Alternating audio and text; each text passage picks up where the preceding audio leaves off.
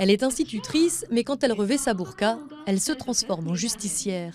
Dans la ville imaginaire de Halwapur au Pakistan, Jia lutte contre les méchants, comme ceux qui décident de fermer l'école pour filles.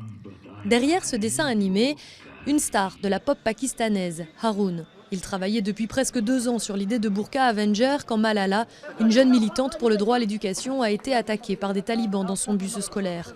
Une incroyable coïncidence. On bossait sur la même histoire exactement.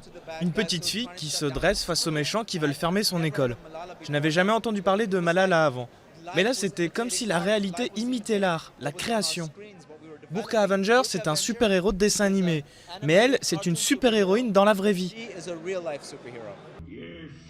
Au Pakistan, plus de la moitié des filles ne vont pas à l'école. Alors le combat de cette héroïne, dont les armes sont uniquement des livres et des crayons, résonne particulièrement fort.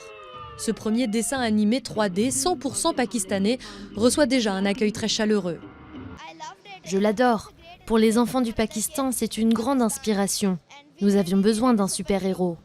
Pour autant, certains se demandent s'il est judicieux de présenter la burqa comme un symbole de pouvoir. Vêtement traditionnel qui cache entièrement le corps et le visage des femmes, il est plus souvent associé à l'oppression.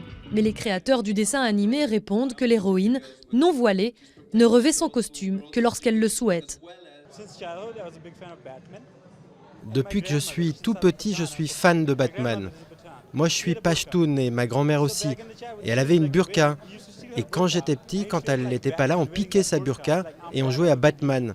On la portait, on disait « Je suis Batman, regardez-moi ». Ça a été une des inspirations quand on discutait avec Haroun des premières esquisses de Burqa Avenger. La série compte 13 épisodes pour le moment, diffusés chaque semaine. Et vu son succès, l'héroïne n'en a sûrement pas fini de courir après les méchants.